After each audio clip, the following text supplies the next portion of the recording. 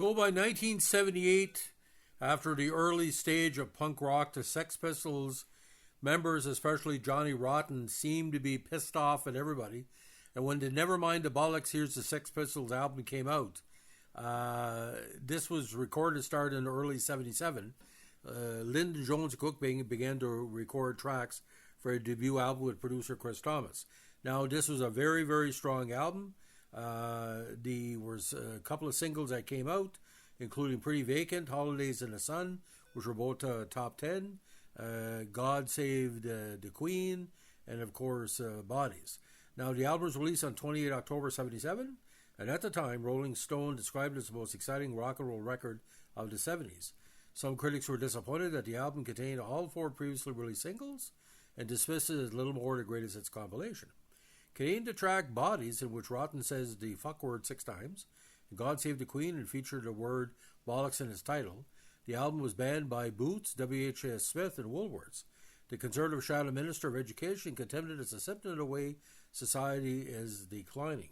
Now, they decided to promote the album first in Europe, including the Netherlands, and also a tour of Britain. It's called Nevermind the Bands, and are getting banned by local and national authorities on a regular basis.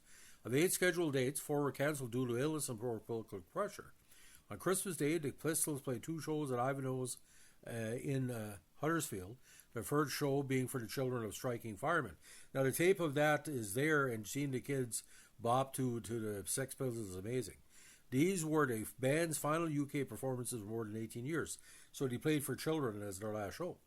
Now, when they did a US tour in 78, it was initially scheduled for 9 dates, but due to Vicious's Sid's drug use and a breakdown in the relationship between Lyndon and McLaren, was cut short after 7 shows.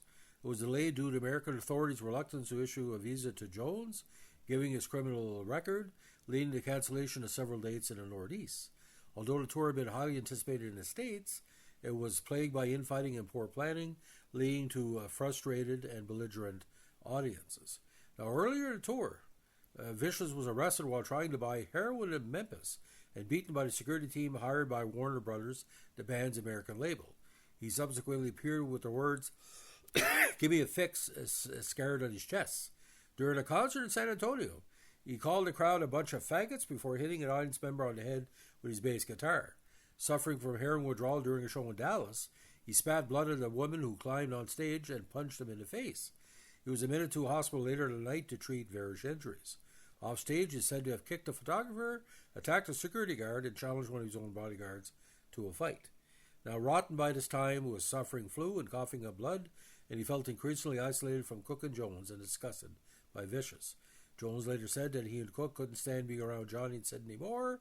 You couldn't turn around for a minute without Sid starting a fight. Then on top of that, you had Rotten, who was on his own trip and basically thought he was God by that stage, thus his years in PIL. Now, January 1478, during the tour's final date at the Winterland Ballroom in San Fran, a disillusioned Rotten introduced the band's encore, saying, "You get one number one and one number one because I'm a lazy bastard." The one number was a Stooges cover called No Fun. At the end of the song, Rotten, kneeling on a stage, chanted an unambiguous declaration, "This is no fun, no fun, this is no fun at all, no fun." As the final cymbal crash died away, Rotten addressed the audience directly, "Ha ha ha, ever get the feeling you've been cheated? Good night," before throwing down his microphone and walking off stage. He later observed, "I felt cheated, and I wasn't going on with it any longer. It was a ridiculous farce. Sid was completely out of his brains, just a waste of space. The whole thing was a joke at that point. Malcolm wouldn't speak to me, he would not discuss anything with me, but then he would turn around and tell Paul and Steve that attention was all my fault because I wouldn't agree to anything." Now, on 17th of January, the band traveled separately to L.A. Vicious, who was in really bad shape, was brought by a friend who then took him to New York. Now, Vicious eventually took a mixture of Valium and methadone, later excused as nervous exhaustion, and was hospitalized on arrival. Rotten flew to New York to visit Vicious and announced the band's breakup on 18th of January. Virtually broke, he telephoned the head of Virgin Records, Richard Branson of all people, who agreed to pay for his flight back to London.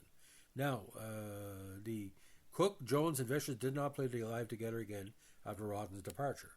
Over the next several months, McLaren arranged for recordings in Brazil with Jones and Cook, Paris with Vicious and London. Day and others stepped in as lead vocalists on tracks.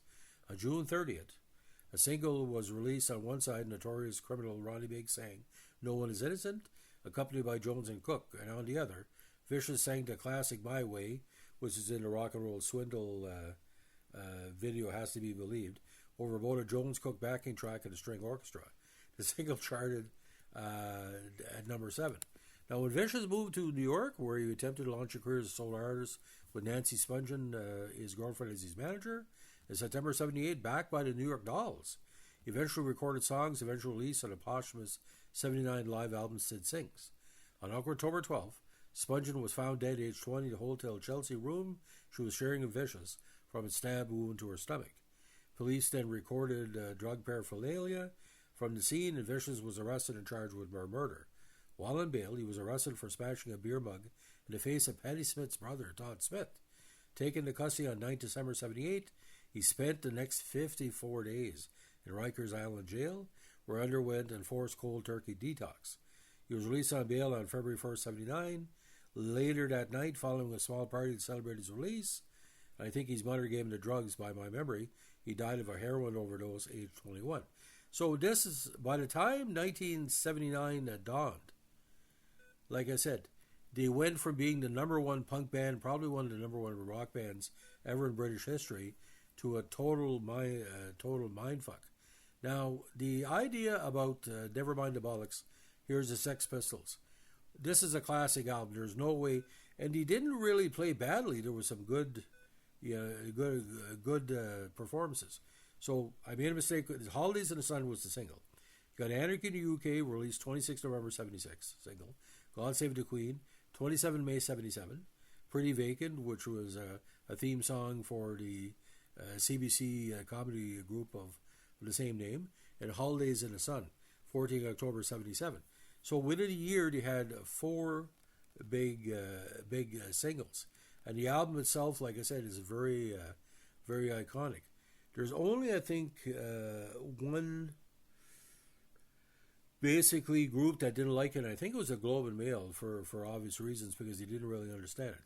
Now, again, the songs on it: Holidays in the Sun, Liar, No Feelings, God Save the Queen, Problems, 17, Anarchy in the UK, Bodies, Pretty Vacant, New York, and EMI. Now, the 12-track UK edition version, again, concludes Liar, Problems, and 17. And the US edition, again, was also remastered Japanese release. Now, the album itself did not chart in Canada. When it won number 1 in the UK, Dutch top 9, but on the Billboard Hot 200, 106. UK album to re-release, it went number 20, but it never charted in Canada. It wasn't really a big hit. It went gold in Belgium, Italy, Netherlands, Sweden, UK, and United States. So you got to understand, you got Johnny Rotten and later Sid Vicious. Like I said, was it punk as parody or parody as punk?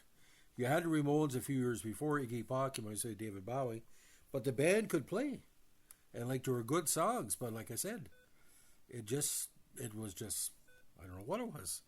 You put a bunch of egos together, but an egotist on heroin will die quicker than an egotist on his own ego. And Johnny Rotten was his own drug, or Johnny Linden. Made our road rise with you for sure. So that's the story of the events that led up to Winterland. If you like what they're doing here, we're Behind the Tracks podcast. Let us know what you like, comment, subscribe, or share. Bye.